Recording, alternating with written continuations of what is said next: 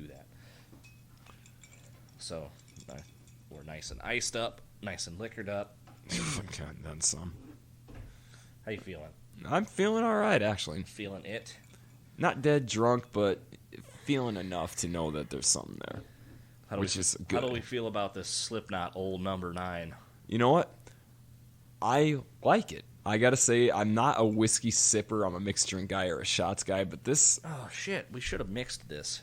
What could we have put in it? That's just it. I don't think there's anything you could put in. I think it's a perfect... Might as well go for a cola. Jesus. You know, we're going to run that into the ground. Fucking right we are, because it deserves it. But no, I can't think of anything to mix this with. I think this is great on the rocks. You know, maybe a little ginger ale. Well, I'm always all about ginger ale. Yeah, ginger ale could work. Actually, now that you mention it, whew, you fucking genius. I think you just... Maybe a little ginger ale on You know this. what? I will try it tonight when I get home. Get the ginger ale at home. I'm taking the bottle with me. God damn it. Fucking... Oh, you should take all the alcohol you want. Shit. I'm taking the alcohol I bought. You know, I left you the beers in the fridge that I bought. You know, nothing wrong with that. Hey, I'm not stopping you. No, I damn right you're not. Fucking up. Hey. Shit. Jesus. Hey, Calm down. the $40 bottle of whiskey, all right? Come on. Like I said, this is the only podcast with a drinking problem. It's getting... You're getting surly. I'm getting surly. What the hell was the argument we got in the last time? I'm getting surly. You are surly. You're born surly. That's the whole thing. You were a curmudgeon before you were a father. It's like you've been practicing for this your whole life. Well, I do have red hair. This is true, and I've got Irish blood. I don't know what that means, but... I don't know. Big dick. No, Irish is like the dead opposite, according to the legend. I got fucking lucky. Oh, you got tiny dick. All right. No. I got the German dick, because that's half my bloodline. Which... Why the fuck? Why? Why am I doing this? Anyway, count us off when you're ready. God. And I never did go into the fucking Decline of Western Civilization Part 2, Bret Michaels coked up talking about how big their dicks were. God, that would have been a good bit. 16 inches. But anyway, all right. And in... Fuck. In 5, 4, 3, 2, 1, hit it. What's up, everyone? It's Chadwick von Corpsebeard. And Joshua, the musical anthropologist, Johnson. What he really meant to say is Joshua Big Dick Energy Johnson. Hey, I just go by my rep, all right? Other people talk about it more than I do. Anyway. Yes, please, God, anyway. We're bringing to you today extreme death metal. Extreme death metal. Or maybe just regular death metal. Anyway, I got a chart. I have a chart. I have a chart to explain to our listeners what the fuck death metal means and why is it different than other metal. That's why. So if you if you follow, I want you to follow me here. I would love So this to. chart goes as follows. It says metal explained with beasts, or we could substitute that with demons or Satan or whatever. We'll just run with what it says. All right. Heavy metal. Okay. You know there's a beast. Sure. Doom metal. You preach about the beast. Well, you're just horrifically stoned. Black metal. You obey the beast. Yeah, church in Norway that you burned down. Death metal. You are the beast. All right. Power metal. Oh, Christ. You fight the beast. Yes, with a broad sword and a shield and a loincloth. Viking metal. On a ship in Norway. You fight the beast for Odin. No. Okay. All right. Thrash metal. You're going to fucking kill the beast. There's a lot of fucking of the beast in thrash metal. Metalcore / new metal. You're going to cry about it afterwards? You're afraid of the beast. Yeah, okay, there's that. And your favorite, glam metal. Ow. You're too drunk to care about the beast. I like it. I like it a lot. So now that everybody's up to speed on what each fucking genre of metal there is, we're just going to keep going. All right. So anyway, let's kick this off. We're going to talk about how death metal started, or at least what all the legends. Well, do we want to give our personal introductions to death metal? I suppose. I mean, All right, what's yours? Because I clearly know what mine is. Well, like I said, there's just a fine line of what death metal is, because if you listen to you go by the Cookie Monster vocals. Yeah, Chris Barnes. That's usually what people mean by death metal. But then I'll be honest, that's what I mean by death metal. So if you're gonna go by the Cookie Monster vocals, sure. The band Death does it for me. That was your introduction? Yeah, but then you could also argue like Phil Anselmo kind of has a little bit of that influence. Oh, he adopted certain bits of it for sure. You know, so it's real hard to kind of say what was your exposure to it, because we've been exposed to it our entire. I could tell you what mine was. Sure, why don't you tell me what yours is? It was like how many million other people? Ace Ventura, Pet Detective. Oh, hell yeah. Yes, Cannibal Corpse. I had seen their artwork in Rockabilia catalogs or whatever, but had never heard them up until watching that movie. And that's when I heard what death metal sounded like. So, evidently, Jim Carrey is actually a fan of Cannibal Corpse. He got them in that movie. Which blows my mind. Yeah, it goes to show you never can tell, because Jim Carrey... But he's such a squirrely fucking dude anyway. Well, yeah, Jesus. So I guess I'm not too surprised, but that's just bitching. I gotta admit, it really is. But yeah, that was my introduction to what is widely considered death metal. And I find it funny that in retrospect, they were thrown into a comedy movie. And the entirety of that scene, Ace Ventura is just taking the piss with them, that weirdo funny dancing and all that shit. And it's like, it seems odd at first, like, okay, this heavy band with this grotesque subject matter, and there's this guy doing this goofy dancing. But I think that's the underlying truth of death metal is... Well, I suppose that's probably one of the defining factors also, is the lyrical content. That, in my opinion, yes. Is something out of a horror movie. Well, why else would it be called death metal? They're singing about death. Yes, true story. You know, so, but yeah, the Ace Ventura, that movie. You're right. I'm going to say that was probably my first exposure to it. It was. Also. But I'm going to say Death is like an actual fan of music. Okay, I gotcha. But yeah, that was my first exposure to that. And yeah, you got that scene where they're in there and fucking Jim Carrey's doing this weirdo funny dancing, just taking the piss out of all of this. And I think that, in my opinion, is about the best summation of it, because whereas parents or whoever were panicking about this band with these god-awful lyrics or whatever, at its core, it's just hilarious because it's so fucking over the top. You cannot take it seriously. Although some people do. Okay, and that's when you get into black metal. The Norwegian end of it, where they were burning churches and killing themselves and each other. Yeah, they did take it seriously. But Chris Barnes, do you really think that he was ripping entrails from a virgin's cunt? No, the guy was stoned off his ass thinking, what's the most horrific thing I can write right now?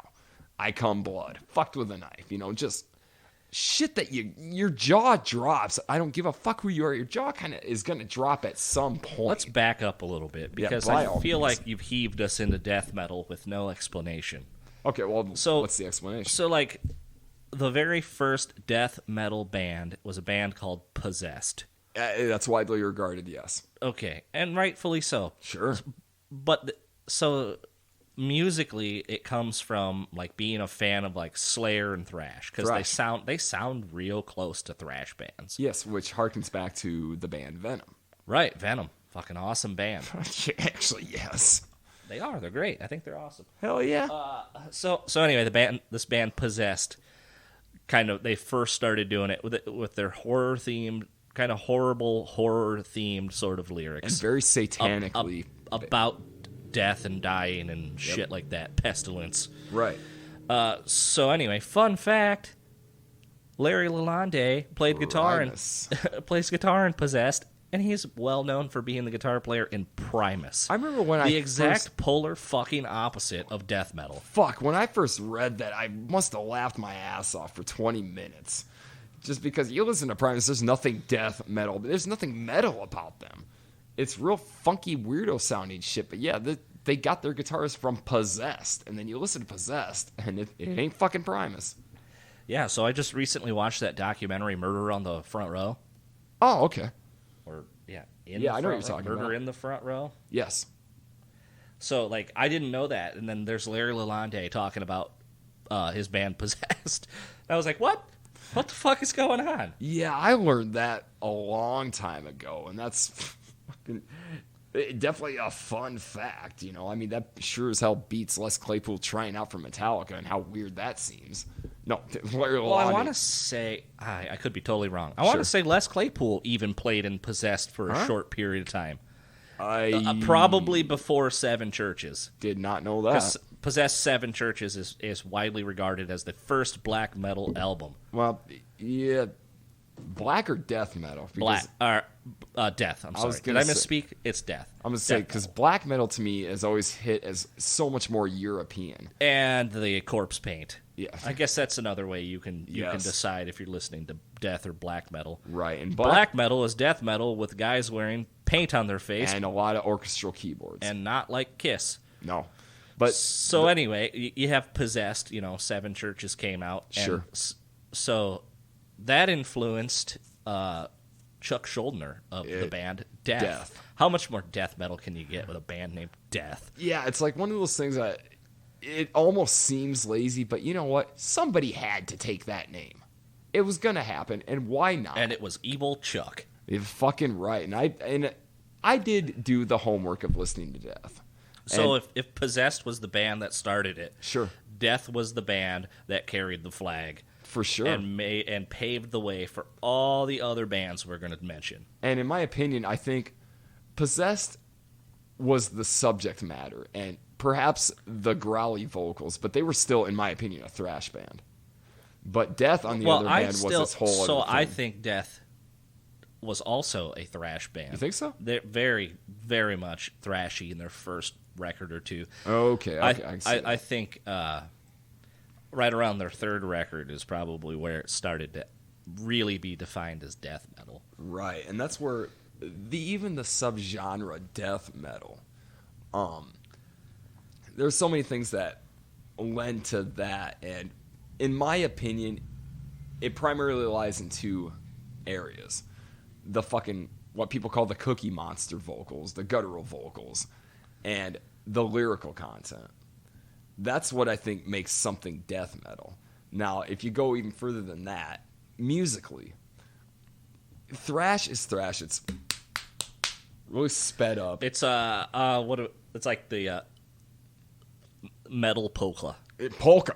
I'm so glad you said that. It has this weird like polka shuffle. Yes, and that's exactly it's almost like the punk shuffle. Yes, but it's like that, but it almost sounds backwards. It's right. like the punk shuffle, but backwards and faster. Well, and thrash was an offshoot of punk. Right. Really. But yeah, death metal just was extreme is the only way you can put it, because obviously lyrically, vocally, but musically, fucking shit. I'm just in utter awe of these guys' abilities. And that's where you can tell kind of the difference between black metal and death metal is black metal, you had the guys in the corpse paint. You had them wearing leather and bullet belts or whatever. There was a certain image that went with it and a certain effort that went into cultivating that image. Whereas death metal, you had guys like fucking Chuck from, Death, wearing wife beaters and sweatpants on stage. They could not be bothered with an image. They had to be comfortable to play this music. They very much looked like thrash metal guys. They did, but it was even more so to the fact that, I forget where I read it, but it was like all of a sudden you got all these guys, they're wearing sweatpants and wife beaters on stage. Famously, Chuck Schuldiner wore like a kitty cat t-shirt on a little interview on MTV. What? It was, like somebody was interviewing him and he has this fucking like little cat t-shirt that he was wearing. Fuck out of here. I didn't know that. Yeah. But no, I knew that a lot of the guys, I guess it would be the Florida scene primarily, had taken to wearing just athletic gear, really, if you think about it. Sweatpants, wife beaters, just comfortable clothes, because what they were doing musically was so involved. They definitely rocked the sleeveless tee just like you do. Hey, what can I say? Oddly enough, I learned that from my father. Comfort. It just feels right. What can I say? But, yeah, so Scream Bloody Gore, that's Death's first record. Yes. And Possessed Seven Churches kind of came out around the same time. Did they? Kind of. I thought Seven Churches was a couple years prior. It was. So kind of the same time. Okay, I got you. It was an obvious influence on Death. Yeah. But I felt that Scream Bloody Gore was like more polished. Really? It was not as sloppy. Like it was Okay. it was tighter playing, and like the production at the time seemed like it was a lot better. And that was Chuck's thing, is from what I've read about the guy, he was a taskmaster when it came to his music. You better do it right. So let's back up just a hair. Sure. Because I want to talk about how did death metal circulate? How did people find these bands? Tape trading. Tape trading. Tape trading and zines. Tape trading. Not magazines, zines. That tape trading is the only good thing I can say about cassette tapes, because I fucking hate cassette tapes. Well, they're awful. And I also hate they're making a resurgence. Because hipster douches are goddamn bored. Vinyl wasn't douchey enough. Now you gotta have cassette tapes. And I'm tracks fine. will They be can, next. you know what? They can have cassette tapes. Yes. Leave my vinyls alone. No, I think you and I were both into vinyl before it made the resurgence. Quick story. Sure. Yes, we were both into vinyl before it became hipstery and popular. So I went to a flea market, an indoor flea market, and I got all of Van Halen's records for like a couple bucks a piece. Isn't that hilarious and tragic all at the same time? Yeah, I was like, sweet Van Halen, you only want $8 for all these records? I'm in. Fuck, I had all those before I even had to go out and collect them. But that was the vinyl. You bring that up. When I lived in Austin, Texas, at one point I had to quit drinking. I had to. So I turned vinyl into an addiction. And what a wonderful town for that. Vinyl shops everywhere. But the thing that was the greatest gift to me was Austin is also a town full of hipster fucking douches. And any vinyl that I wanted, they didn't. I would go into whatever Waterloo Records or whatever the fuck, bypass their main room and go right into the back where they had the bargain bin or whatever, the shit people don't want. And that's how I found everything great. Because nobody in Austin, Texas wants a fucking copy of Ritchie Blackmore's Rainbow. That's passé. Or fucking Angel, the band I've talked about before, you know. Fucking all this awesome vinyl that...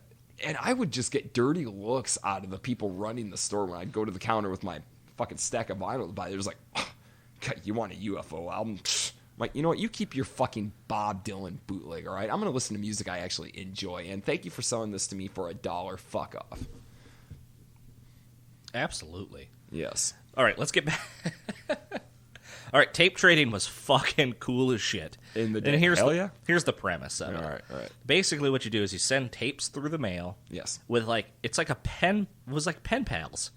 Well, yeah, absolutely. But it was like underground.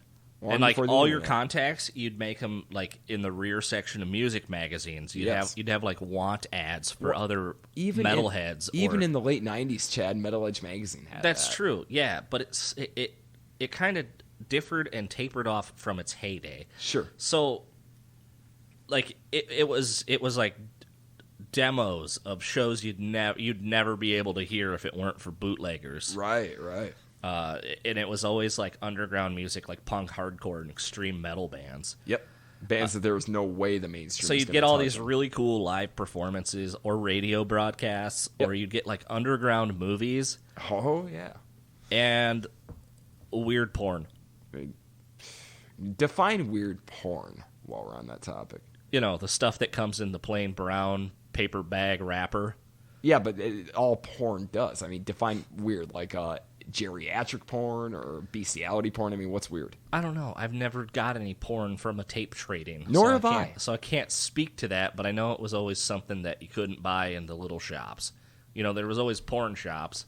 I tell you what, you've been inside a porn shop lately? No. Oh my God. I went into one recently.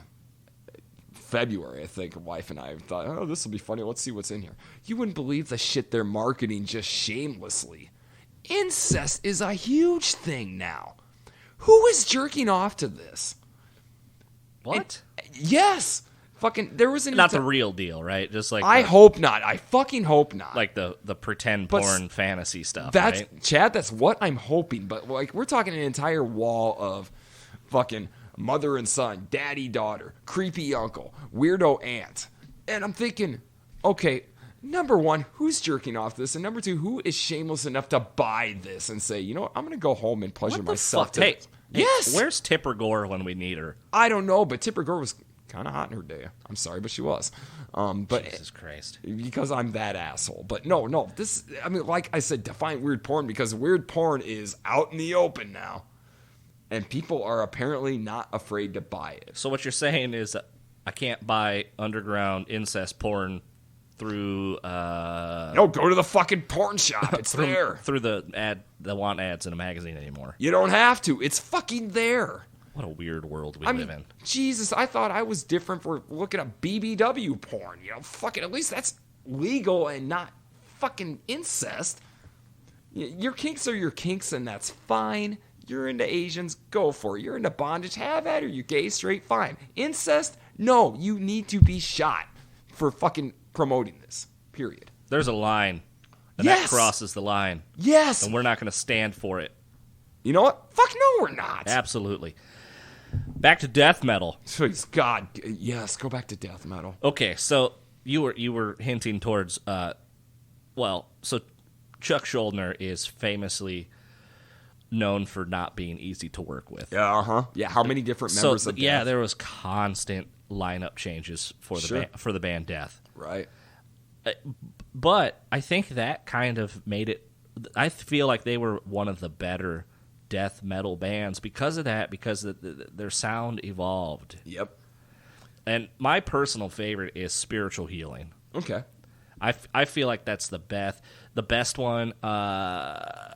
But the lyrics changed. They went from the gore style lyrics we were talking about to more like societal commentary and things of that nature. Yep, and that's kind of the whole idea, or I guess maybe my aversion to death metal is when we were preparing for this podcast, you know, there's always the whole, let's study up on these albums. And you, so much power to you for studying Poison when I knew you hated it, but you still did it. To be fair, there's not much to Poison, and it just pissed me off more than anything. Well, of course. But you still did the work, you know? You were a trooper. You were a student. Me, when it came time to study up for this podcast, the death metal, and you were telling me, hey, go study these albums. Fucking, my friend Janice was telling me, do your homework, asshole. Fucking Chad's doing it. Nicole was even telling me, fucking, just listen to these albums after me and Annie go to bed, you know? And I just couldn't do it. I'd pick a Cannibal Corpse album, you know, Butchered at Birth. I'd get one song, I'm like, fuck, all right. Morbid Angel, okay, I'll look up Altars of Madness. One song, fucking Death. Scream Bloody Gore, one song. Fucking Leprosy, one song. I couldn't go any further than one song. And the reason for that for me was because it was so intricate. The musicianship was so top shelf. And the song structures were so involved that I just got bored. I just got bored with it. It wasn't that it offended me. It wasn't that it was hard to listen to because it sucked, because it certainly doesn't. Well, I don't know how you could be offended because you can't fucking understand what's being said. And that's the other thing, too, is the vocals. Now, keep in mind that I've sang in bands to where the one complaint was, I don't like the vocalist. I get what that's like, but I couldn't do it just because. And I don't know what you're singing. It doesn't matter what you're singing. You could be singing a sugar cookie recipe. I wouldn't know. That'd be awesome. I think it's been done. I know it's been done. Some chick does it. Of course. It's out there on YouTube somewhere. Oh, good for her. Yeah, more power to you. It's funny. Anyway. Right. Or it's like cake recipes. Yes. So there's two different types of the death metal singing. You have like the screechy demon, and then you got obviously the big giant demon, like the Chris Barnes. Yeah, I think if there's any death metal vocalist that sums it up, it's Chris Barnes. I don't think anybody did the growling like him before him. You know, you had Chuck, who was doing guttural shit. The guy from Possessed, who was doing guttural stuff. Morbid Angel. Oh, let's talk about Possessed real quick. Sure. So their bass player, I forget his name, Jeff something. Sure. Like, I always thought they just disbanded because they didn't want to do it anymore. Okay. The fucking guy got mugged. He was like, went to a liquor store, and then he got mugged, and he got shot in the chest. Mm-hmm. And was paralyzed from the chest down. Wait a minute. I thought that was the singer that got paralyzed. Well, I think it's the bass player singer. Oh, okay, all right. Yeah. Bass player / singer. And he's still doing this in a wheelchair. Yeah, he is not, like, so I looked at the discography, and it was like, okay, they had one record in the 80s, and then it was like, 2009. Like, what happened? Yeah, so I remember that. I read that in a Guitar World magazine, and I was like, oh, that's the same band. Yep. And you know what? They're good. They are.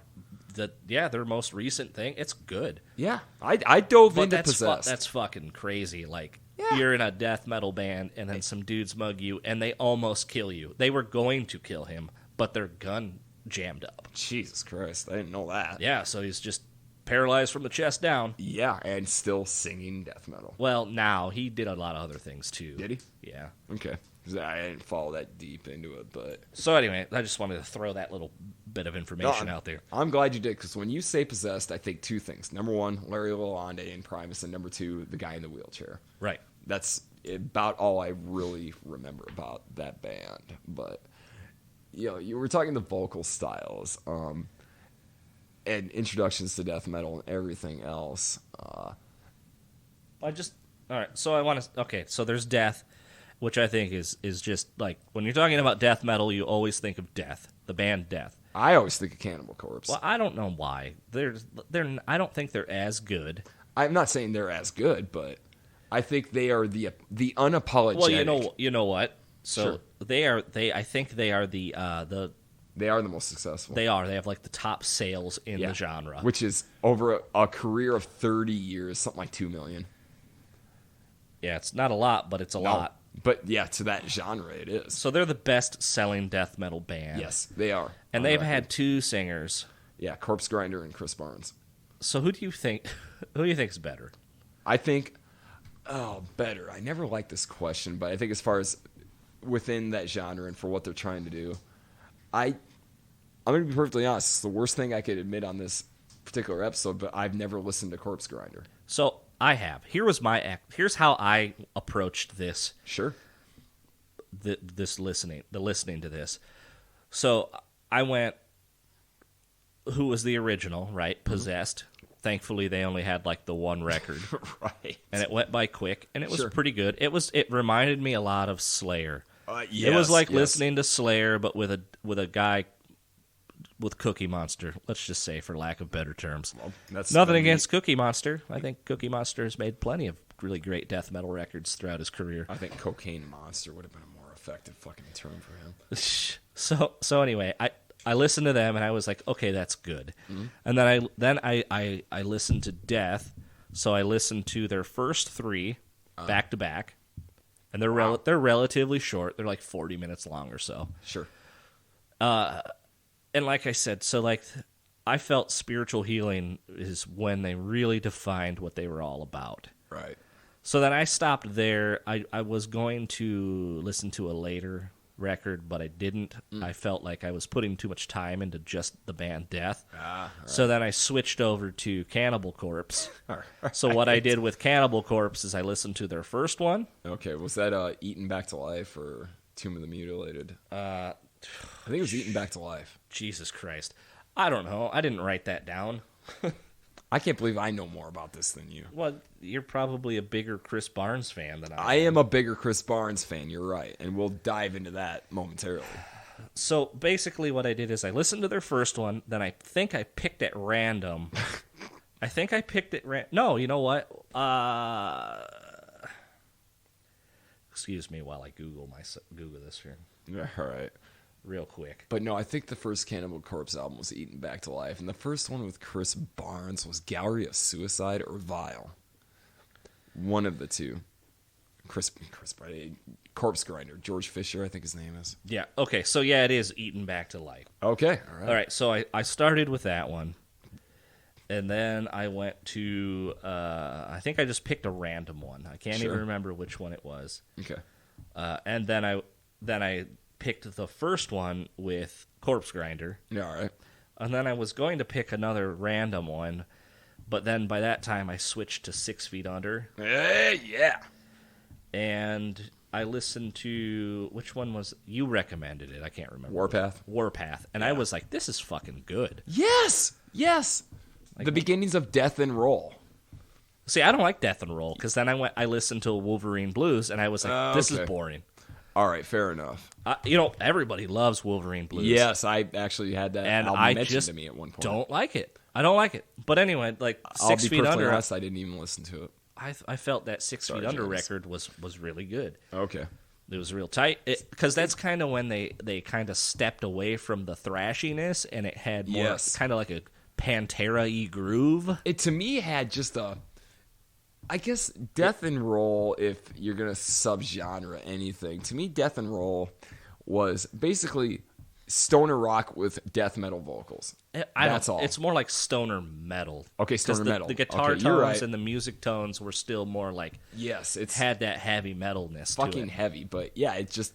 The tempos were slower, and the subject matter wasn't all evisceration and fucking gore. Well, so that was purposely done by Chris Barnes. He purposely stepped away from like the horror gore. Yep. And then I don't know what he's writing about. Well, he went back to it with the album after that. I think it was Maximum Violence. Yeah, but for Christ's sakes, track 2 was Bonesaw. But he sang a lot about smoking weed. Yeah, a lot about smoking weed and a lot about socio-political commentary. War is coming and things like that. Right.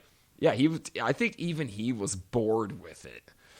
It's like, okay, there's only so much you can do. There's only so vulgar you can get and so graphic you can get. Well, that's what gets me about Cannibal Corpse is that band has been a growing concern since 1988 and has released how many fucking albums? I mean, how much shit can you write about just within that one topic? My mind is blown that they can do that. I guess there's a lot of atrocities out there. Well, and of course there are. And that's what gets me is... And thankfully that you can't understand what they're saying because you'd just be shocked and appalled. Oh, yeah, you go to the lyric sheet and Jesus Christ. I mean, it's not that I'm shocked by it. It's that I'm more... Oh, God, how do I put this? I'm more amazed that you are going to give enough of an effort to graphically detail stories that are just fucking despicable. I mean... Fucking entrails ripped from a virgin's cunt. Jesus fucking Christ, dude. What are you hoping to accomplish with this? Shock somebody? But that's the problem. I think that's exactly the point. But that's the problem, though, is what they're doing is you're so jaded to it that you're not shocked anymore. That's why Cannibal Corpse never shocked me. Because they just threw it all out there immediately. Okay, so how are you going to shock me? They're taking that Black Sabbath theme of writing about something scary and they're taking it to the extreme. They are, and that's the problem is once you've hit that extreme, where do you go from there? So think about some of their fans. There are people who get it. Uh-huh. And then I think there are guys that take it too far. Well, and that's what I'm wondering about, too, because I think it was their bass player that was the one featured in that Sam Dunn documentary about extreme metal. And... he basically said, we're not ashamed of what we're doing, and the people who listen to it get it. I think because it's so fucking over the top that nobody's ever going to listen to a Cannibal Corpse and want to reenact what they just heard. Although I think there are some people who do want to reenact what they're singing about. But that's the scary thing is that you don't read about it, but at the same time... Those are your Columbine guys. Yes, but... That's the weird thing is the Columbine kids were into fucking Rammstein, and shit like that. I mean, is there a personal responsibility to lyrical content? In some respects, no. No, there's not. It's entertainment. You should fucking know this by now. That's my opinion. That's why Cannibal Corpse is able to do what they do because it's offensive, it's horrific, but you're listening to an album, all right? Now you go across the pond to Europe, they were living what they were singing about. It gets pretty extreme, and we'll touch on that in a little bit. But let's sure. talk about 6 Feet Under, and I think the greatest thing about 6 Feet Under is one, I thought that record was kick-ass. Warpath? It kicked ass all the way through. I really enjoyed it. And Hell yes. Thanks for recommending it. You are quite welcome. And two, let's talk about their cover records. Yes! But first, I just want to say, I've heard that Chris Barnes can't hold it together anymore. Huh? Like when he sings live. Oh, you mean he doesn't have the... It just, yeah, like the years of abusing his body. Well, hell yes. I mean, whereas you've got Corpse Grinder who can do it. And the only other person with a fatter neck than him is Corey Taylor. I know. And let me go off on a fucking tangent here for a second. Please tell me you're going to discuss his new song. Yeah, we're going to talk about the 2 new singles. Just Corey. listen here, you fucking son of a bitch, Corey motherfucking Taylor. This is Chadwick talking, by the way. So I entered it with an open mind, and I was like, this ought to be good. He's in Slipknot, which is good. He did Stone Sour, which the first record's really good. I don't care too much about the other stuff. Sure. He's a good vocalist. He's funny. Yeah. He wrote some good books. What the fuck was that bullshit? I got to be honest with you, Chad. Like I said, I don't ever want to talk shit about Corey Taylor because he'll fucking win in a verbal joust. That's just fine. the way it is. But That's fine. But this is my thought. He has to know that it is not that good. Well, this is my thought. I had one thought that went through my mind. 2 words. Midlife crisis. Is it a midlife crisis? It sounded to me like a midlife crisis. A midlife crisis is when you go out and buy a Harley. Or you try to record something that is supposed to sound current. That's exactly what it sounds. And that's current. what I thought. I thought the same thing. Like, you remember we were talking about Methods of Mayhem, Tommy Lee? Jesus. I just felt sorry for him. That's kind of how I felt listening to this. It was like... All right. So I heard 2 tracks, and I'm hoping they're the bad ones. I want to hear the rest of it. Sure. But it fell flat for me. Well, It really, anybody I've spoken really to, same thing. Fucking fell flat. It just sounded like I'm trying to be cool. I'm trying to be current. He sounds like all the other asshole bands, like it sounded like Five Finger Nut Punch. Well, it sounded 10 years too late. I don't know if it sounded 10 years too late, but it just sounds the same as every other. Right. It just seems so beneath what he's capable of. Mid-30s rock guy songs. Right. And it just seemed beneath what he's capable of. That's why when I heard CMFT, I thought he's got to be taking the piss. This has got to be like a joke. I don't know. And I certainly laughed at it. I didn't laugh. I just kind of did the Dr. Fauci face palm. Now, it's okay. Come on. So I don't want to rag on Tech Nine or the other fucking dude that was on there. I don't even know who the hell was on there. What's this song called? CMFT Must Be Stopped. Yes. Corey motherfucking Taylor. It sucks. It's not good. It sucks. Like I said, Chad, I know you're going to be diplomatic. I will, just because I don't get to say what sucks. I get to say how I feel about something. I didn't like it. That's fair, but I'm going to be a fucking dick and say it sucks. I was a dick about Fred Durst. I'm very disappointed. I was like I said, I felt like Phil Anselmo when he watched Tommy Lee. I just felt sorry for him.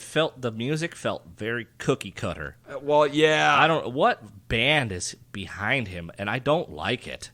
I don't know. I'm fucking... You know how he was tearing Nickelback apart? Yeah, how fucking ironic. Why did he get a Nickelback band to back him for his new endeavor? Well, and you remember when we were talking about Slipknot, and I said you don't get to say you're not new metal when you had all these new metal things about you? Right. Okay, I tell you what, I don't like Nickelback. Corey Taylor certainly doesn't like him. I think Chad Kroeger fucked up trying to get in a verbal argument with Corey Taylor. But, dude, now you don't really get to talk shit about Nickelback when the song that you released sounds really goddamn contrived to my ears, man. You are better than that, exactly. Corey. You really contrived. are. Yeah, it's like, and it's almost like we've talked about before, self-referencing. Well, we know Corey motherfucking Taylor must be stopped. We know he's better than that. His fucking band won a Grammy. Well, I don't give a fuck about Grammys. Jethro Tull won a Grammy. That means shit to me. But Jethro Tull's a good band. Yes, Jethro Tull is a good band, but Grammys don't mean shit to me. They don't. But no, Corey Taylor. I would love to have a Grammy, and you know where I would put it? I'd put it in my bathroom. Same as James Hetfield did. James Hetfield put it in his bathroom? Yes, he did. What a man. You're fucking right. Slash, for all his gold and platinum albums, he fucking tore him off his wall. He didn't want him on there. He doesn't need that. But no, yeah, the Corey Taylor thing. What's the porn award? Give me one of those. Fuck, what are they called? Give me one of those. AVN. Give me one of those big gold dicks. I don't need a big gold dick in my bathroom. But No, the porn award. Fuck it. I love. Howard Stern was commenting on a clip of a guy named Lex Steele accepting an award, and Howard Stern, filthy fucking foul-mouthed disc jockey, is laughing at this guy. And I'd like to thank God for this opportunity. Yeah, I'm sure God is really proud of you right now. And, my mother. Yeah, I'm sure your mother is enjoying this. That's a porn award. Are you fucking kidding me? And the categories are the best. Best cum shot. Fucking longest anal scene. I mean, what the fuck? How do we not have a bodily function awards at this point? Biggest bowel movement. Longest urination. Fucking really? That's what porn is. It's a bodily function. Nothing more. You can't award that. Where the fuck am I going? I don't know, but all I can think of right now is Orgasmo. No, you're a male! Man! Yeah, I'm playing that at my stepson's wedding, by the way. Okay, so speaking of Orgasmo. What makes a man? Sorry, Lance, it's happening. So we talked about glam. Yes, we did. So we fought about glam. We fought about glam, and I think the best thing about glam is the biggest parody band of Steel Panther. Oh my god! I went and gave them a listen. I have their CD, Hole Patrol. I own this. That's awesome. Big boobs. Yeah, so it's funny. It reminds me of Orgasmo yes. when I listen to their music. They're the South Park guys. They have a band. Right. They have a band called DVDA. Jesus Christ. And that's what Steel Panther reminds me of. Well, they very much are. They're in on the joke. Yes, that's an example. That is an example of a band that's in on the joke. Well, that's what I found funny about when they interviewed the guitarist Satch or whatever the fuck. Satchel. Russ Parrish was in Rob Halford's band. Fight. Yep. Yeah. That dude actually can play guitar. Fucking right he can. That's the thing. He graduated from the MIT guitar deal. Their singer was in a Van Halen tribute band. David Lee Roth. I think it's hilarious. I think it's hilarious. They all wear wigs and shit. Yes. But the thing is, like, they're taking the piss half the time. And in an interview with Satch, somebody asked him, what rock star would you like to bring back from the dead? And he said, Vince Neil. And Nikki Sixx took the bait. He started getting in a Twitter feud with him. And it's like, I don't think you get that this was a joke. He wasn't even talking shit about him. How do you talk shit about somebody whose songs you're covering every night? No, he was making a joke, saying that we all got old. So, yeah, Vince Neil back from the dead. Ha. And Nikki Sixx just went off on him. It's like, dude, chill out. It's a joke. You just fed this even worse. So... Yeah, they're dumb, but it's fun. Fucking right. They made so Satchel, being a guitar player, was going to make like a guitar effect for this brand called TC Electronics. Oh God, your pedals go. Called the Pussy Melter or something to that effect, and it was going to be like a chorus effect. Okay, well some people took offense to that. A lot of people took offense. Pussy Melter. Yes. Coming from a band that has an album named Hole Patrol and Community Property. That's their shtick, right? Jesus, they had a song called Thar She Blows, subtitled Fat Girl. Yeah, anyway, so that broad sounded hot, by the way. So they managed to get pulled or dropped or whatever. God. And then they ended up having their guitar pedal made through an independent company, and then it turned into a distortion pedal instead of a delay. Was that the butthole burner? No, it was the Pussy Melter. Still the Melter. Okay, Still the Pussy Melter. So, I never got one. No. And I'm really disappointed by that. All right. Not laughing at your heartache, Chad, but... No, but... So I'm disappointed I didn't get one. Because of the collectability. It was a limited edition. I just didn't have the money at the time or whatever. Did you have the same look on your face as you had in your college ID? Possibly. I wish I could find that. I wish to God you would find it. Nobody knows what the fuck we're talking about, but the most I can enlighten you is Chadwick had his community college ID that he showed me one time, and he has this look on his face. You've seen Chad. He's all beard anyway. And he generally looks like he's ready to kill you for spitting on his lawn. This was years ago. I was probably... You were, what, 19? Yeah. So imagine a young Chad. I didn't quite have a giant beard. But you had a beard. I had some facial hair. And a look on your face that didn't look like death so much like, Dad just threw out all my Megadeth albums and I'm mad. Yeah, that is 100% what that looked like. But to your credit, your college ID a few years later looked like 10 years later. Okay, fine. I'm trying to be nice. Okay, fine. 10 years later, it looked like I'm not buying beer for you. Get out of my fucking way. Yeah, earn it your own way, you fuckers. And you know what? Those little shit kids didn't need me to buy beer for them anyway, because you can just buy a fake ID online. Right, or if you're fucking technology. I know. What happened to the days when you had to go to the trailer park and convince the old drunk to go to the store to buy you a 12-pack of Bud Light, and he'd come out with a case of Busch Light. Exactly. I had to earn it the hard way. And so did I, and it wasn't 40 the hard way either. It was, fuck, I hate my life, but I need to be drunk. 40's the hard way. 40. I got to 40 and I got there the fucking hard way. Going to the trailer park to get people to buy me beer. So back to the pussy melter. Yeah, okay. So a lot of people found it offensive, but they didn't find like the number one selling guitar effect pedal on the planet offensive, which is called the Big Muff.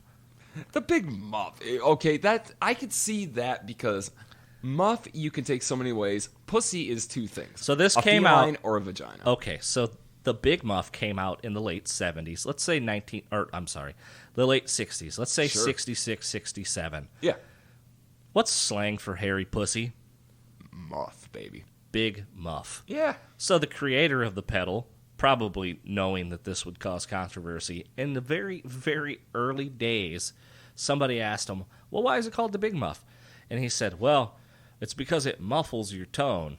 Yeah, that's damage control. Damage control. And that's brilliant. We all know what a muff is. Nobody has a problem with Big Muff. No, and that's the whole thing. And that's fun. This leads to death metal, actually, Chad. Oh, good. Hold on to that thought. Because, anyway, I missed out on the Pussy Melter.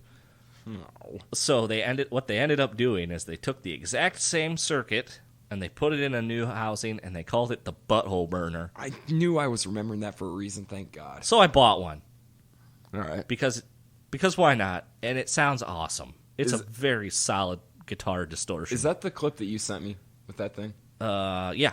Okay. Well, I don't know. I send you a lot of stuff. Yeah, but they all sound good. And if the burner was part of that, what was I playing? Sweet Leaf? Yes. No. I played Four Horsemen. All right, because I was a smartass and said, is that Four Horsemen or Mechanics? You know damn good and well which song it is. You couldn't even play along with it? No, you couldn't. Nope. Which, yeah, I wish I'd have brought up Four Horsemen in that fucking Poison episode, because what was it? Dave Mustaine's lyrics in that Mechanics? I don't even know what he's saying, because it's... Do yourself a favor and look it up, because it's, once again, a guy talking about gay LA music, singing about sex. No. What makes you think you'd be better at turning a screw? I do it for my life. Oh, God, shut up. It's because the song's called The Four Horsemen. No, but his version of the Mechanics. I refuse. It's so bad. I refuse to accept it. Horrible. It's the worst fucking song. It's like a faster, shittier version of the best version of the song he wrote when he was in Metallica. Well, see, musically, it's fast. It's fucking fast, the Megadeth version. Yeah. But the lyrics are so goddamn desperate. What makes you think you'd be better at turning a screw? I do it for my life. It's like, dude, you do not ever get to say gay LA music ever again when you wrote a song like Mechanics. Full stop. I'm sorry, I don't fucking care. That's worse than Wake Up Dead. So now I would like to know how the Butthole Burner leads back into death metal. No, Big Muff leads back into death metal. Oh, excuse me. Because, okay, the guy was able to name something Big Muff and say, well, it muffles the sound. He was able to play on his own words, right? Big Muff Pie, to be fucking beautiful. 100%. But anyway, specific. He was still able to kind of play on that and, sort of cover his ass. Whereas there was subtlety to it. Death metal, there is no subtlety. And that's why it's death metal. That's why it's extreme metal. Now, I would think that the peak of that, as far as bands go, is for sure Cannibal Corpse. But if you take death metal like Morbid Angel, they're death metal. Oh, yeah. I love Morbid Angel. But Morbid Angel was a little bit unique in that they had like sort of like orchestrated little parts of music. Like they would have a song that didn't have any lyrics and it was just music, and it was sort of like, well, and let's go to their lyrics. It was pretty musical and interesting to me. Well, and let's go to their lyrics too. Their lyrics, they were dealing with dark subject matter, occult or whatever, but they were well thought out. You know, they were not fucked with a knife or entrails ripped from a virgin's cunt, you know. It was where the slime live and shit like that, you know. They were scary in a different way. In fact, the first Morbid Angel album cover I ever saw was Covenant. And so when I listened to these bands, sure, I went from Altars of Madness to Covenant. I listened to them back to back. Fun fact, sure, if you haven't noticed by now, all of their records are alphabetical order, yep. Altars of Madness, yep. Which I think is genius. It is, and it's definitely got the long game in mind. But no, Covenant was the first Morbid Angel cover I saw, and it scared me in a way that Cannibal Corpse didn't. Cannibal Corpse is right out there. You got just gore, fucking disgusting imagery, butchered at birth. Fucking, I bought my brother a t-shirt with that album cover on it for his birthday one year, and the lady that he was involved with at the time, I think she threw it out because she was so fucking offended by these fetus corpses on the wall. She threw his goddamn shirt out. That's the level. Covenant? No, Butchered at Birth. Oh, Butchered at Birth. Yeah. I'm sorry. That's the level of offensive that Cannibal Corpse was. Now, Morbid Angel got to me in a different way, to where they had the album cover for Covenant, which is this occult book and a burning candle, and it was just scary in a different way. And that's what I do like about Morbid Angel. Sorry, I got lost there. I was trying to look at Covenant, and you were talking about Butchered by Birth, and I was like, wait, Butchered by Birth? Butchered by Birth. What? At birth. At birth. What after birth? I don't care. Let's get our shit together, shall we? No, that's not what we're about here at One More Last Time podcast. You know what we're about is one of the two of us correcting the other and gloating. Ha ha, Butchered at Birth. There's a lot of gloating off the air. Yeah, you gloated the whole time we were talking about Poison, and I still refuse to bend. Where the fuck are we? Anyway. I don't know, but that's part of my charm. Yeah, and mine as well. Covenant being scary, occult book, candle, scared you more than anything. What? Because Corpse. It was a different level. Yeah. It was something deeper, something darker, and I think there was more thought and more effort put into that on the part of Morbid Angel. And I think you're right, because musically it's also like very thought out. Well, and this is where I'm going to agree and disagree, because Cannibal Corpse's music, the reason why I could only get one track per album out of them is because I will never take away from their musicianship. Son of a bitch, those guys can play. But they throw so many fucking different intricate parts into a song that it's like, what is the point? At what point is something going to grab me and say, yes, pay attention? It's just noise after this.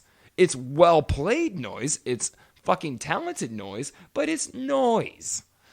You know, it's where fucking Morbid Angel, yes, they very intricate. Their drummer, Pete Sandoval, I'm not sure what his name is. Yeah, Pete Sandoval. Yeah, fucking just amazing. And I saw Morbid Angel live twice in 1 week, opening for Pantera. Fucking awesome. Yes, on Reinventing the Steel tour. The thing I loved about it was fucking Phil Anselmo. That was his doing, them being on that tour. Because every night he'd be, and the mighty, mighty Morbid Angel. He fucking just lavished praise on them. But you would see, he was a true fan. When Morbid Angel was on stage, he would be on the side of the stage, in view of the audience, chain smoking and air drumming. Not air guitar and air drumming. He was like a teenager watching his favorite band. But the thing that got me about Morbid Angel on that tour in the year 2000 was... guy I went to the show with, my brother and I went to both those shows, and I gave a friend of mine tickets to the second show that week. And he looks at me, he's like, and he was a good 10 years older than me, he's like, Jesus, did these guys not get the memo that the 80s are over? And after he said that, I watched them, and you got the one guy playing the fucking pointy guitar, and they're doing these... That's what death metal bands played, though. They played those pointy guitars. But that was also the point where I realized that was when I didn't take Morbid Angel seriously, was when guy had to have been David Vincent. Well, 2000 they had a different singer. They didn't have David Vincent. Oh, it wasn't Evil D then. Which, fun fact about Evil D, did you know that he was also in a band called the Genitorturers? No, I didn't know that. Yes, the Genitorturers, I'll give a very quick aside on them, were like an industrial whatever band out of Florida that were actually a husband and wife thing. David Vincent, he was known as Evil D in that band, and the singer was known as Mistress Jen, I believe. And actually, my ex from Canada, I think, fucked half that band. So Jen, if you're listening, now your shame's out. Fuck you. Have a nice life. But yeah, so that was the connection to Morbid Angel, Mistress Jen, and then Evil D was David Vincent in Morbid Angel. So I was well aware whether I liked it or not of that. I'm going to have to say I like the David Vincent era of Morbid Angel the best. Yeah, absolutely. But yeah, that was the whole thing. Because it kind of went beyond satanic lyrics. It was more. It was like ancient Sumerian, and it was like you dove into different subject matter. It wasn't just the age old fucking Antichrist stuff. Yeah, and there's something to be said for that. And that's where I hate to say it though. I almost kind of get bored though. Which it goes directly against my whole thing of, okay, death metal's one-dimensional, gore, blah, blah, blah, I'm bored. But then when it gets into esoteric shit, I'm just like, I don't know how fascinated I could be with this. But at least they're trying. They're trying to do something different. Whereas Cannibal Corpse never fucking tried to do anything different. Well, that works for them. It must, because I can't believe they're still recording and releasing new material.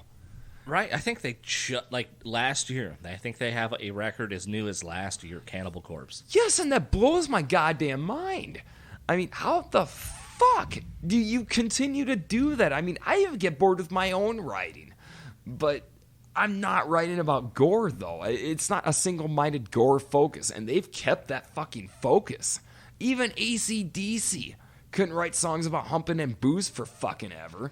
Actually, I'm wrong. It wasn't as early as last year. It was 2017. That's pretty fucking recent. But they have a to-be-announced 2020 record. Christ. Why? You could play Hammer Smashed Face for a fucking hour and nobody would notice. Yeah, you're probably right. Well, and that's why when we were doing our homework for this podcast, I would only get past one song because it started to all sound the same. It's very funny that you couldn't last one song. I couldn't. But about halfway through my research, I was like, I regret this. Time I wasted. It really makes me feel better that you were like, I couldn't get past one song. Well, and I felt guilty. Like I said, even my wife is telling me, come on, you got to play your part. I really had reservations about this death metal thing. I was like, oh my God, I can't do this. Dude, it was such a weird support group thing on my end. My friend out in San Diego was like, she's throwing me different bands to check out. And there are a ton of death metal bands. You ought to see the fucking text message she sent me from a friend of hers that she asked, what do you recommend? And it was just a mile long, and I'd heard of maybe 3 of them. Well, I mean, you only really need to listen to Death, Morbid Angel, and Cannibal Corpse, 6 Feet Under. Yeah, really. And you've heard it all. Pretty much. And that's what gets me about this subgenre that I kind of got to salute is that there are cattle decapitation, mortician, fucking obituary. Hey, I tell you what, the thing about obituary isn't so much obituary, but Alan West, their guitarist, in 6 Feet Under.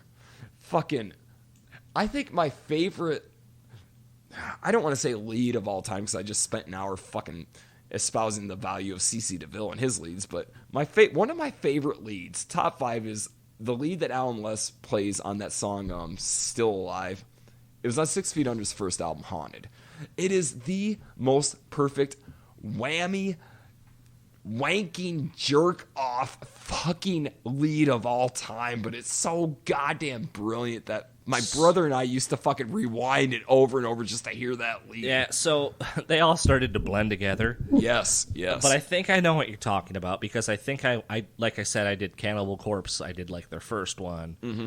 And then a random one with Chris Barnes, and then I did the first one with Corpse Grinder. He doesn't have a real name. It's Corpse Grinder. George Fisher. Fuck you, yeah. Corpse Grinder. Fine. So then I did the same thing with 6 Feet Under. I did their first record. Oh, Haunted.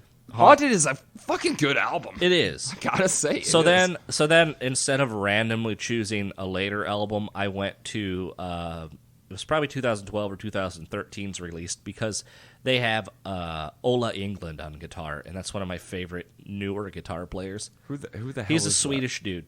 Oh, okay. And he's a gigantic Pantera fan. I like him already. He has all these dime bag guitars. He's a big internet personality, but he was in 6 Feet Under for a year or so. Was he? Okay. Yeah, he was like a touring guitar player. All right. Anyway, he's fucking good. Good guitar player. Sure. So I went straight to those albums. Okay. Well, that's more than I've dove into it. Right, but then to get us back on track. Sure.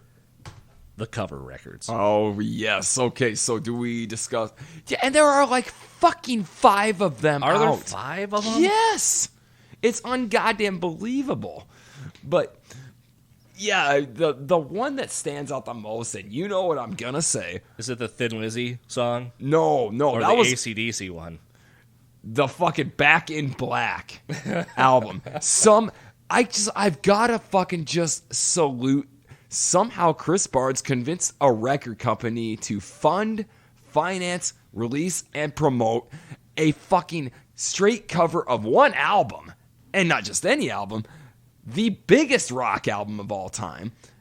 And fucking, it's just like, who the hell thought this was a good idea?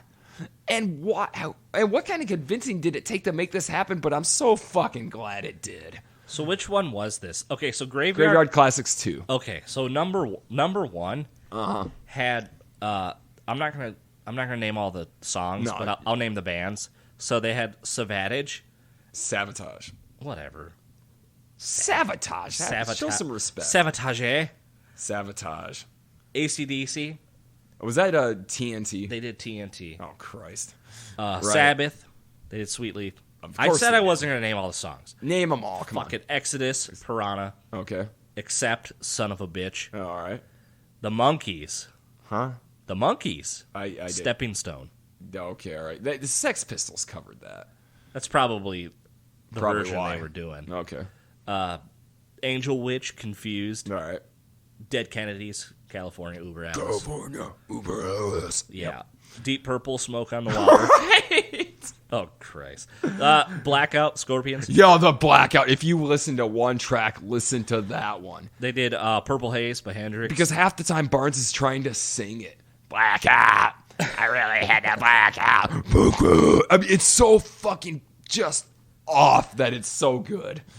Gone. In League with Satan by Venom. All right. And I guess there were bonus tracks that I didn't know of on like a Japanese release or something. War Machine, Kiss. Yes, I've heard that. Wrathchild, Iron Maiden. War Machine was a heavy song. And Jailbreak, Thin Lizzy. Yeah, I remember I played Jailbreak for my father, and his first word was werewolf, and the second thing he said was, "This is fake. That's not his voice." And, oh yeah, Dad, it is. No, that's not his voice. No way, nobody can do that. I'm like, believe it or not, Dad, the times have changed. Yeah. Tonight there's gonna be trouble. I mean, fuck it. It's just hilarious. It is. It's. I have a hard time. With whether they know they're being fucking hilarious. This is what I think. Or are they being dead serious because they're a death metal band? I'm gonna say they are in on the joke for one reason. Chris Barnes is one of the biggest potheads in music, and when you're that stoned, you are aware of certain things. But he also strikes me as the type of guy that takes himself too fucking serious. I don't think he takes himself seriously enough. I think everything about him has been a joke on people, whether it's entrails ripped from a virgin's cunt to him growling, "Women to the left of me." I think he's in on the joke. I mean, fucking... And, going back to the song War Machine, I was not surprised that he covered War Machine, as if he's the only person, that they covered War Machine, because that's one of Kiss's heavier songs. And fun fact about that, you want to know who co-wrote that song? Enlighten me. Bryan Adams. No shit. Yes, the fucking... Yeah, Brian, Summer of '69, fucking Run to You. Yeah, that Canadian weirdo that they've been trying to apologize to us for years. Yeah, he co-wrote War Machine. So good on you, Brian Adams. Okay, so Graveyard Classics 2 is like you said, it's all Back in Black. Jeez, I have listened to that album front and back, and it never doesn't make me laugh my ass off. Fucking just listen to You Shook Me All Night Long, and that's when you realize really kind of how violent those lyrics are. The walls was shaking, the earth was quaking. I mean, this sounds like a violent fucking dalliance. But it's just goddamn hilarious. That's It is. I mean, it's not something you listen to every day. It's something that you put on if you need a laugh.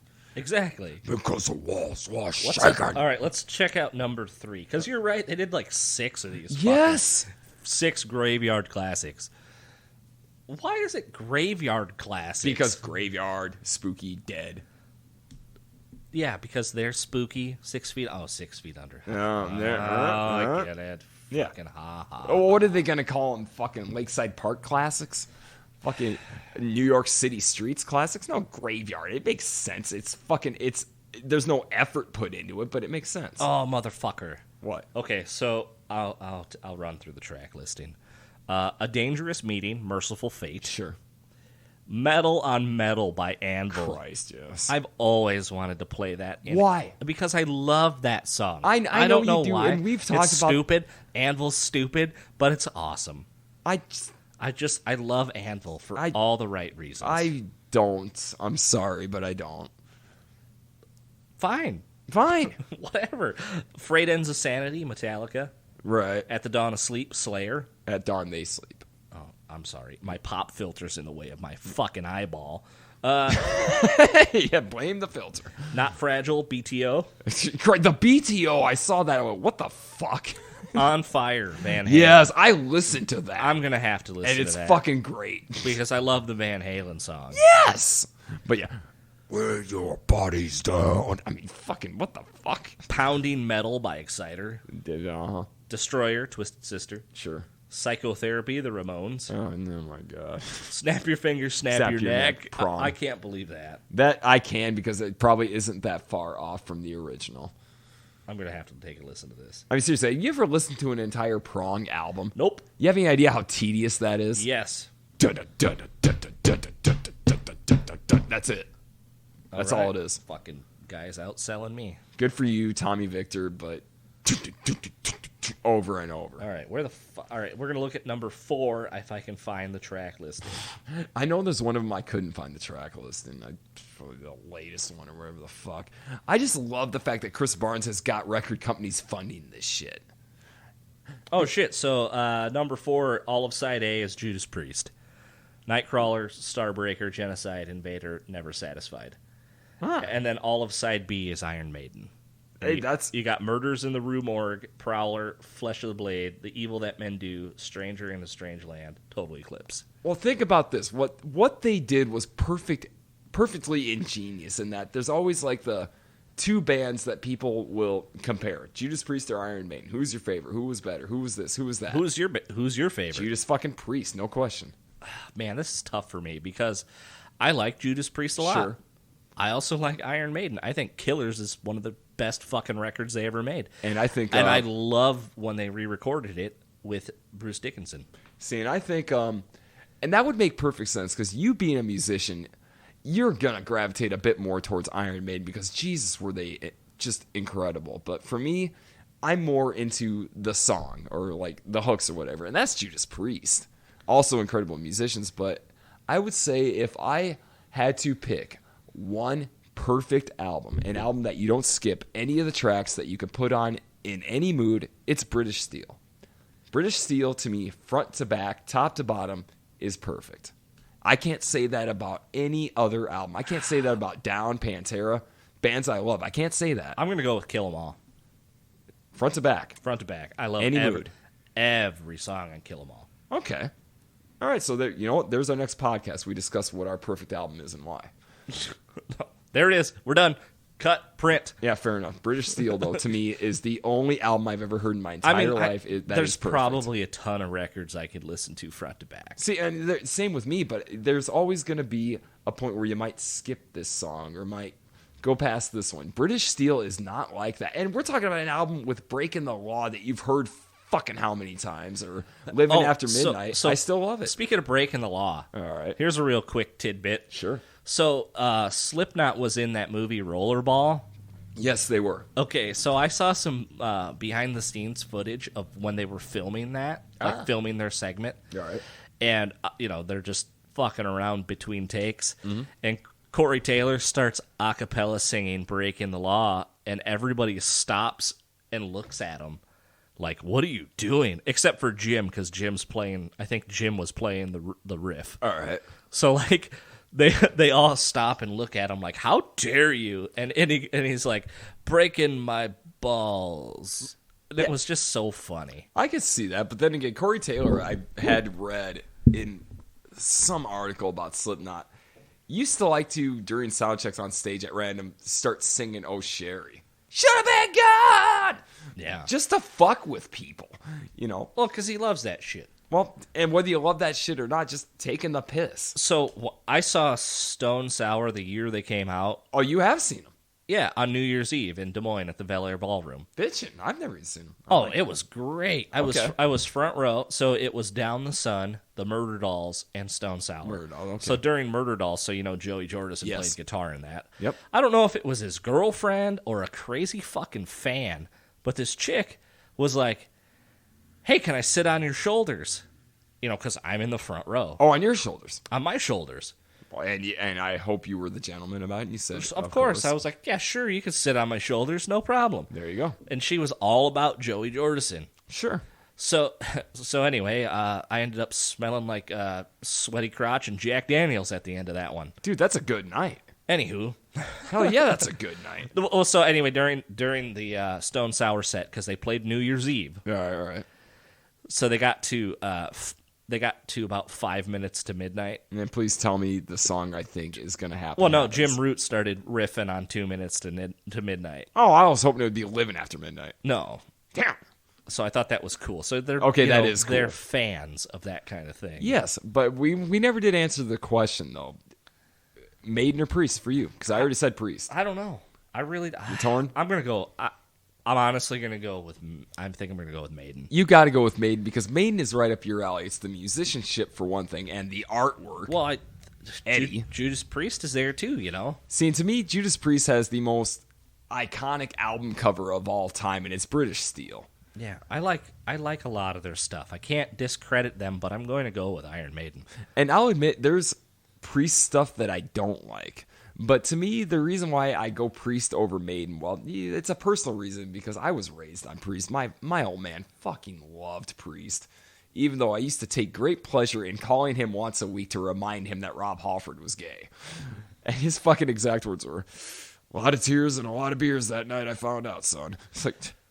The night you found out, just look at the guy. Well, Dad didn't get that, though. You got to think the guy was fucking 23 in 1980, and you were not gay if you were in a rock band, let alone a metal band, but fucking I got stoned one night. The night that Halford came out, I got stoned with a guy who literally cried. We spent the whole of that night getting high, listening to Judas Priest. He's going, man, Halford's gay. And I'm like, why is this a problem? Who gives a shit? But that's what the mentality was for those guys. Your fucking metal guy, the masculine fucking example of it all is gay. I think it made them question shit. But it really, once you found out he was gay, everything else made sense. Yeah, ram it down. Point of entry. Eat me alive. Fucking, the best thing I ever saw was, once again, something you couldn't get away with now, but I'm going to reference, again, Metal Sludge. They would do news stories or whatever, and one of them was they were doing a review of Halford's solo gig, and they had the set list at the end of it, and whoever was fucking writing the article, and I wish to God I could find this. I used to have it printed out. I don't have it anymore, but they had all these Halford songs, and the guy said, actually, the song list went like this. And it was the most juvenile rendering of Judas Priest Halford songs, which Exciter was Ass Cider. The Hellion was Ass Hellion. Fucking Electric Eye was Electric Ass. Sinner was Spermer. Into the pit was into the ass. Nailed to the gun was nailed to the bed. Made in hell was manly in hell. Fucking breaking the law was breaking your ass. Fucking screaming for vengeance was creaming for vengeance. I mean, just the most juvenile shit, but god damn it, it was fucking funny. All right, Spermer. Let's break away here for a minute. Oh, what, you don't want to talk about ass cider? No, that's fine. I'll talk about ass cider all the time. I bet you would. Anyway. Mr. July. You say that like it's an insult. Dude, Anyway, like we talked about the last time, you better be flattered if a gay man finds you attractive. anyway, once again, did you listen to or watch anything cool or different? What, this week? Yeah. Fuck. Dude, I've been so hooked on the news that it's just eclipsed everything else into a complete and total horror show, except for the fucking weirdo clips my friend Janice sent me regarding people singing about potato chips and cement mixers that are total fucking earworms now. Thank you so much. I love you, but I hate you. Ugh. So, Potato chips. Cracking on my lips. Potato chips. Would you please stop me? yeah. Thank So you. I listened to Rage Against the Machine because, like you said, you were watching the news. Sure. And I figured, hey, that's a fuck you to the government. Rage Against the Machine. Fucking right there. So I really, I used to say, oh, I don't like them. I do like them. Right. I like Rage Against the Machine a lot. Dude, I always And loved you know them. what? Even if I hate rap, I love them. You know what? There were guitar solos on Rage Against the Machine Okay, songs. but like actual solos or weirdo Listen, Tom- no, not weirdo noises. Like actual Like solos? their first record or so, Really? they had some real guitar solos on Dude, there. I gotta go explore You do. this You because really do. I've listened to their riffs, and their riffs are great. They have great riffs. They have a great rhythm section. They're a that great rhythm they section, unreal. really are a great band. Yes, And- and I even loved Zach De La Rocha. I hate rap, but I loved him. Yeah. So Tom Morello is a good guitar player. He is. And you know what? Those damn right he noises he makes are not overly processed. He makes them with what he has. Yes, well, and their albums always said no synthesizers. Yeah. So here's what he has. Here's guitar gear heads. I'm gonna. Here's what the man plays with. Gear everybody up right now. I gotta go relieve myself. Sure. Okay. Take it over, Chadwick.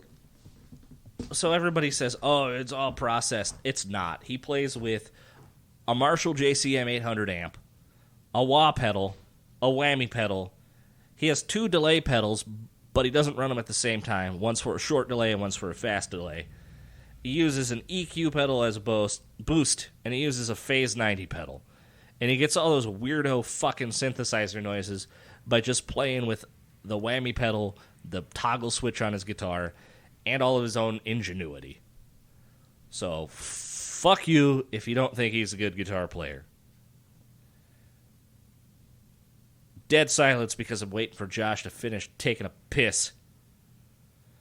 I also listen to more doom metal bands because I don't know. I'm just into that right now. So I listened to one called 1782, and they chose that name because that was the last year they prosecuted witches in Europe, evidently. But they're pretty heavy, pretty sweet sounding doom metal band. I also went back and listened to Goblin Cock because I talked some shit about Goblin Cock being terrible. And I just want to say, they're terrible, but they're not as terrible as I made them sound. Well, you take a name like Goblin Cock, where are you going from there? You gotta expect people are gonna say you're fucking terrible. I don't know, but they weren't as bad as I thought, so they kind of do fit into the doom genre. Okay. And that's fine. And then I also listened to a shitload of Gwar. Because I'm not doing a Gwar podcast. It ain't happening, Chad. Whatever. No.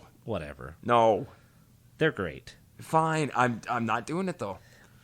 Why not? Why not? Because how much? No, I have no interest in this. How much Gwar have you actually listened to? Enough to know that okay, fine, they were musically competent or whatever the fuck they could play, and it was. Did you listen to their very first record? No. Do yourself a favor and listen to it. All right, fine, asshole. You listen to Poison. I'll fucking listen to goddamn. What was their first album? This Toilet Earth. Hello. It was called Hello. Hell apostrophe O. Oh, like the Poe, the singer Poe. Sure. I don't know what the fuck they were thinking. It's All right. It's very punk rock. Fine. fuck you, fine, I'll listen to it. Look, I'll listen to any shitty band you want me to listen to. And I put up minimal effort. Okay, fine. Dive into L7 then. Fine. And they're not a shitty band. They're not a shitty band. You're right. Damn it. Give me a shitty band to make you listen to. Why do I have to pick the shitty band? Because you're picking the shitty bands for me? Gore's not a shitty band. Well, they're not a great band either. But they're fun. Sure, they're fun. Well, so is Poison, you fucker. Fuck, that's not my idea of fun. Well, Gwar, people in costumes and spikes is not my idea of fun. I'm sorry, I'd rather fucking get laid than fucking piss on something. They do more than piss on things. Like what? I don't know. Blood. Anyway. Okay, the only blood I care about is a woman's rag. I don't need blood beyond that. Oh, I can see why you like L7. You're fucking right. God damn it. Donita Sparks, if you're listening, you are fucking marriage material for that stunt. Smell the magic. Fucking right. And I still say it's the greatest t-shirt, the greatest fucking concept ever. Smell the magic. L7. Anyway, let me throw a little bit of news out here. Okay, can I touch on something real quick, though? Of course. Okay, we were talking about Tom Morello, right? Yeah, sure. I want to know your opinion of this, Chad. Okay. Okay, Tom Morello, Rage Against the Machine. Okay, Tom Morello, in a lot of interviews he's done, has said when he moved out to L.A., he just could not understand why image was such a fucking important thing when it came to music. You know, he would go to fucking auditions and they ask, how long is your hair and stuff, and he didn't get it. He didn't like it. So he starts Rage Against the Machine. He's wearing a baseball cap. It's anti-image, and that's great. Why the fuck did he induct Kiss in the Rock and Roll Hall of Fame? Because he likes the band. Okay, but what is the first thing you think of when you think of Kiss? Number one, first thing. Their image. Yeah. Why is Tom Morello Mr. Anti-Image inducting this band? Well, you know what? Maybe he's anti-image for himself, and that's fine. Now, he was anti-image for everybody else. I didn't get the hair farmers. I didn't understand it. So you're inducting Kiss? But no. It's fucking Kiss. Yeah. Why Tom Morello? I don't know, but he's also on the board. The Rock and Roll Hall of Fame board. Well, yeah, well, rock me, roll me, jackal me off. I don't care. That made no sense. Him inducting Kiss. Like Green Day inducting Guns N' Roses. What the fuck does Green Day have to do with Guns N' Roses? Duff was a punker? Yeah. Okay, so that means Green Day gets to induct you? No, what it tells me is the Rock and Roll Hall of Fame is afraid to fucking put relevant acts with relevant acts. God forbid Motley Crue ever gets inducted. Look, I don't make the rules. No, the rules suck. Fuck the Rock and Roll Hall of Fame. But no, Tom Morello, love you, love your band, but you had no business inducting Kiss. None. The only argument I can come up with is maybe that was his first band that introduced him to rock and roll. But he never even said that. Does he have to? Does he owe it to anybody? Yes, he owes an explanation for why Mr. Anti-Image is inducting the most image-conscious band of all time. All right. So I'm going to move on to a little bit of news. Okay, I had to get that out. And somehow you came up with a counter-argument. I don't know how you did, but you did. So in the vein of death metal. Okay, yeah, we were talking about Jesus. God, did we? That's fine. That's what we're all about here. It is. At One More Last Time podcast is we'll lure you in and then we go off the fucking rails. So anyway, to bring us kind of back a little bit, Taylor Swift has a new record, and the cover of which looks like a black metal record. Oh, God. Which, hey, that's cool. Anyway. No, that means it's going to be in my house because my daughter is a Taylor Swift fan. You probably deserve it. Why? For what? Making you listen to Poison? If that's the only reason, then yeah, you deserve it. Oh, fuck. All right, so Gibbs... Your daughter is getting nothing but glam CDs for her birthday for every year until she turns like 40. Fine. You're going to be goddamn 60 and still tortured by it. I probably will be. Yeah, well, you can thank Uncle Josh for that. So Gibson Guitars are offering a reward for their lost ledger of the 1959 to 1960 guitars they manufactured. They lost the record of it that says how many were made of each. And I don't know if you know this, but like the 1959 Les Paul is one of the most sought-after guitars ever. Right. So they're offering a cash reward if anybody has quote-unquote found it, which I thought was interesting. It is interesting. So let's... I don't know. I'm thinking, I don't know. What are we looking at for time on this one? It doesn't matter. So, I don't know how much further we can go with this. Oh, no. I'll bring it back around. Watch this. Sure. So, I want to talk about Kanye briefly. No. And here's why. Christ. Why are we talking? Don't give him any don't. Here's the only reason why I bring this up. All right. Randy Bly from Lamb of God. God, yes. Okay, so, Kanye went on some fucking tangent at his campaign. I almost killed my daughter! His campaign rally for his presidency. Fuck him. Yeah, so that's a joke anyway. Incidentally, could you possibly name a Kanye song if it was played for you right now? No. Neither could I, and I'm thrilled with this. I don't know. So anyway, Randy Bly says, I'm going to kind of quote him, kind of skim through this. This is what happens when you get so rich and famous that no one will call you on your shit. We love to watch train wrecks in this fucking terrible society today, but this man obviously needs serious mental help. You know what? And he's right. Yeah, he is. Like, why doesn't anyone stand up and say, dude, you need some therapy? You know who did?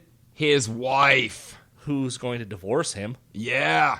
She even finally said, this isn't funny. My husband is seriously mentally ill. Yeah, rightfully so. Because during his campaign rally, he was fucking spouting off about how Harriet Tubman fucking never freed the slaves, but put them back to work for other white people. Fucking black people in the car were saying, I'm leaving. Yeah, that's fucking nuts. Well, really, where did he expect to go with this when he supports Donald fucking Trump? Really? I mean, I don't care. This isn't supposed to get political, but it's gonna because I'm half lit and I don't care. At what point does anybody finally admit this was a mistake? Really, what does it take? Hey, we'll see in about 90 days from now. Jesus. So, anyway, to bring it back around about death metal. Okay. And some of the biggest gripes are the lyric or the vocal styling. Uh-huh. And I was thinking about that. Sure. And I was like, well, I like Lamb of God.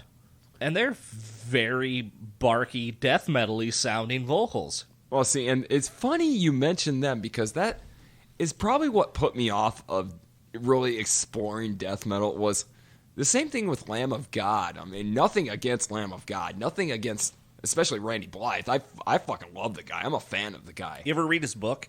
No, I have not, but I'm sure I would love it. So I have a copy of it. I'll let you borrow it. Please. I have an autographed copy of his book. Fucking nice. Yeah, it's amazing. But, yeah, I mean, I'm a fan of him intellectually and everything else, but Lamb of God's music, I'm sorry, literally all sounds the same to me. You're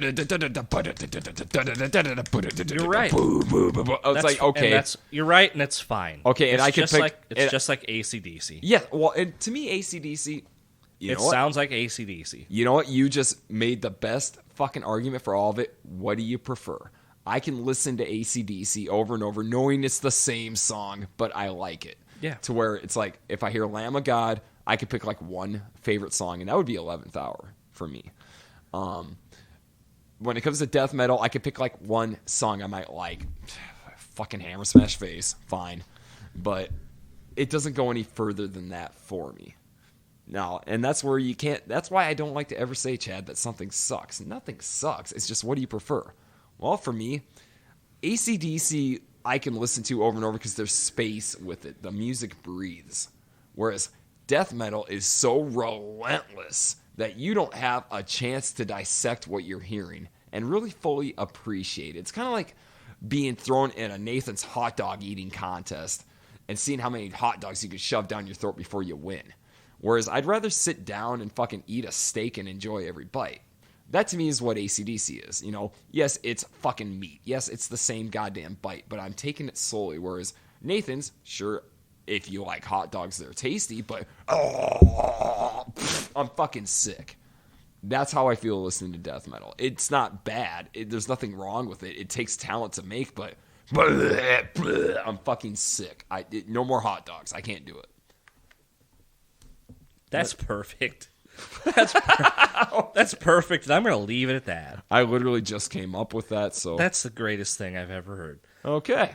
So we're gonna wrap up our episode with that. All right. So... Eating hot dogs, and I'm sick.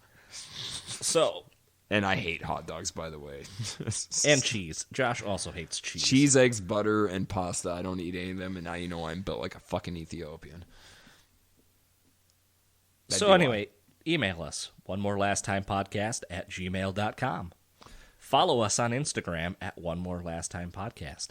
Follow us on Twitter at OMLT Podcast. Follow us on Facebook, a.k.a. Facespace, at OMLT Podcast. And share our posts. If you dig it, or if you don't dig it, just share it anyway. Say, fuck these guys, listen to how bad they suck. Just share our posts. This is how you get the word out, and we do greatly appreciate it. That's not sarcasm. We really do. You could find us on all the major podcast platforms, Spotify, Apple Podcast, and etc. Yes, sir. Buy our stuff. Yeah, help us out. You know, I tell you what, this isn't a fairy tale world. We got day jobs, but if y'all want this fucking shit-talking session to keep going, help us out, and we will gladly keep making these podcasts for you. And send us any ideas. You know, you got an idea for a band or a topic or whatever, critiques, criticisms, let us have it. If you want to share with us a shitty movie like The Apple, I'll gladly sit down and watch it. Chad will. He's a trooper. God damn it. He's a trooper. I love that shit. Yeah, and I think I still owe him an hour and a half for the time that he wasted on I've got a lot of time that people owe me. I'm immortal now, bitch. Fair enough. Hey, it makes me feel any better, Chadwick. You aren't the only one who got sucked into the Apple orbit. And the only other person was on mushrooms when they watched it. You can follow me at Von Tippett on Instagram or on Twitter at Von_Tippett. That's Tippitt, you fucking illiterate fucks. Very phonetically spelled. Tip-it. Like rat. I feel a little cheated because if I dropped a T, it would be a palindrome. No, we can't be having that at the Rockstar's house. I'm all right with that. Anyway.